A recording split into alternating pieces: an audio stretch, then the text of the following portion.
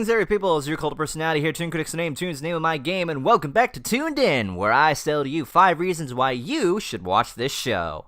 I'm gonna assume many of you are familiar with the Skylanders series. You know, the series that caused the Spyro fandom to lose their minds thinking it was gonna be the death of the Spyro series? Well, it's about 6 years almost, and what started as an incredibly stupid concept has turned into a, well, successful and I really won't lie, mildly enjoyable series. I've never been the biggest fan of Skylanders. Heck, I still haven't even really played the games other than maybe like 1 or 2 minutes of it. I've observed them from afar, and I didn't have a reason to really care for them. So when it was announced that there was going to be a Skylanders Netflix series, boy, I sure have a habit of reviewing Netflix series on this show. I decided to sit down and give the series a chance. What I expected was some, half-ass attempt at a cash-in series to buy new toys for the kiddies. What I thought of it, though, might just surprise you. So let's take a look at Skylanders Academy.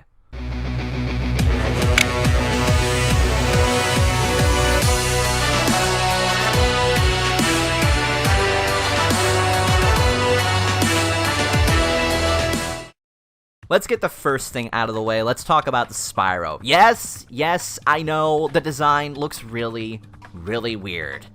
It's still kind of throws me off a bit kind of looking at it, but they made up for it. Spyro has had a lot of different voices over the years, from Tom Kenny to Elijah Wood to Josh Keaton at one point. Don't ask me how that happened. But Justin Long is a surprisingly good choice for Spyro. Let's just ignore the fact that this series retcons everything that Spyro has ever done at this point. Either that or this is like another dimension or an alternate timeline or some kind of excuse or reason like that. This is, quote-unquote, Spyro's true origin story. And I'm kind of not in favor of that either, but this does present a way to portray Spyro in a different light. I mean, to be fair, there wasn't really much of an origin story in the games. I mean, the dragons were kind of like, hey, Spyro, we need you to do the thing because we're too big. We need a baby dragon. And Spyro's like, on it.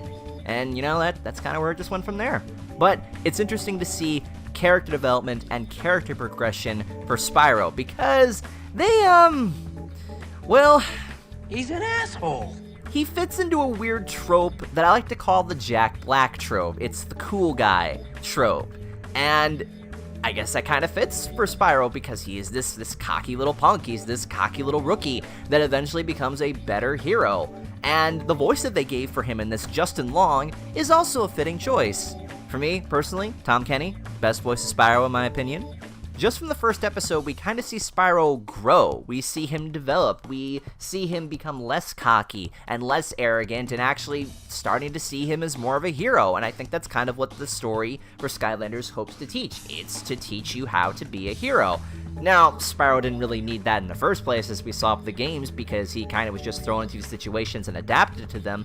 But I like how they did this here. The second thing that I like is that this series seems to do a pretty good job of balancing action and slice of life. When they do slice of life, it comes off as a little bit cringy, but the action stuff is actually not too bad. And about halfway through the series, we start to see more developments with the villains showing up, we see a little bit more character development with some of the lesser characters that we aren't expecting, and it works in a way. Some of my favorite episodes are Beard Science, Crash Landing, Dreamgirls, and the final 2 episodes actually are really good.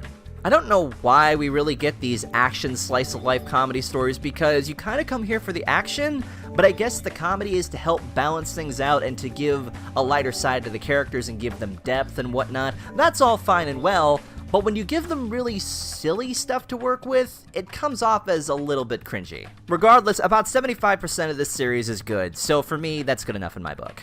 Now, you're probably thinking, how are they going to squeeze all the characters they've introduced in all the different expansion packs, like Superchargers, Trap Team, Swap Force, Imaginators, like all of that? They find a way to incorporate characters from each different expansion pack, and they do it actually in a way that does not come across as, hey, you see this character? Well, you can go to your local Target or GameStop and buy this pack for $19.99!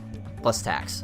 It's not like that, and I'm glad that they don't try to sell out, because if I had even suspected that the series was trying to do that, I would have stopped immediately. I personally like Stealth Elf, Jetvac, and Eruptor the most. I think each of these characters presents a little something different. You have Stealth Elf, who is not your usual, typical token girl character. You have Jetvac, who is like the super serious mentor who eventually like loosens up a little bit and says, you have to play by these rules. You have to do it by the rules. Do it by the book. Oh, I guess we can loosen up a little bit. It's that kind of basic trope. And Eruptor he's the Knuckles character. Even though he has like these big knuckles, he's the angry meathead, that kind of thing. I noticed that a lot of these characters are tropes, but isn't that kind of how it is in kids' cartoons anyways? I feel like criticizing characters just because they're tropey doesn't always work, because if it's a kids' cartoon, they kind of have to be in order for it to be simple. I mean, I can make a whole video on that, but regardless.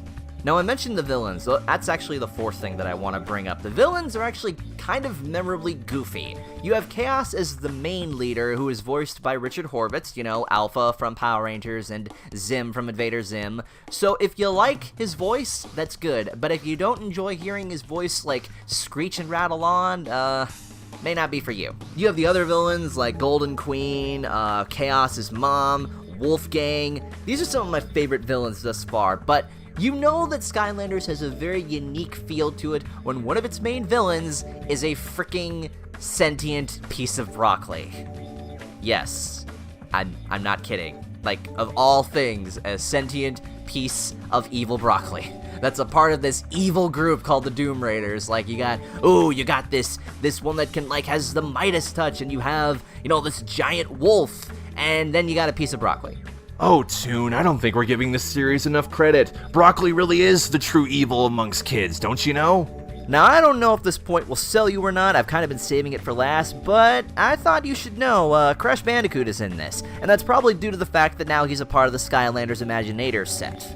Now, I'm all for this because I think this is a pretty unique crossover, and the way that they actually set up the story between these two, I won't dive into too much, but it may come across as a little weak at first, but when you really dive into it, it's actually got a little bit of depth to it. Yes, Crash Bandicoot and Spyro actually get to team up for an episode or two, and I find it funny that Spyro just fanboys over Crash like he's the coolest hero ever and tries to emulate him. I think in a weird way that kind of works, because even though it's kind of stupid that they actually get to team up, and the fact that Crash Bandicoot talks like a stereotypical Australian, it still works for the both of them because they actually get to develop off of one another. They make Crash the most stereotypical Australian character ever, and he has these stupid catchphrases, and he's jumping all around, but it's Extreme Interruption! Still Crash in a sense, even though Crash should not talk, because it's really freaking stupid. Even thinking about it, I'm laughing at it because in a way, it's so bad, it's kind of good. I mean, to be fair, it's probably better than the last crossover they did, because I'm sure nobody actually played those games. But overall, I really do enjoy Skylanders Academy, and yes, I can in fact recommend it. It did surprise me because I started watching just a few episodes and ended up binge watching it because I guess there's some sort of weird charm to it.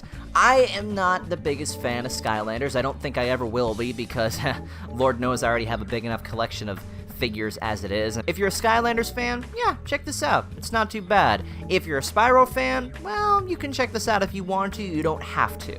Besides, we're getting Season 2 later this year with Felicia Day as Cinder. Interesting choice. I'm glad we're actually getting Cinder from the Legend of Spyro games because she was one of the better things from that series, I think. Maybe that was just me. And we're getting to Season 3 in 2018. So go ahead and put down in the comments what your thoughts are on Skylanders Academy, and question of the episode, what is your favorite Spyro game? With that being said, I am the Toon Critic, keeping you totally tuned for your entertainment. Thank you for watching, and stay awesome.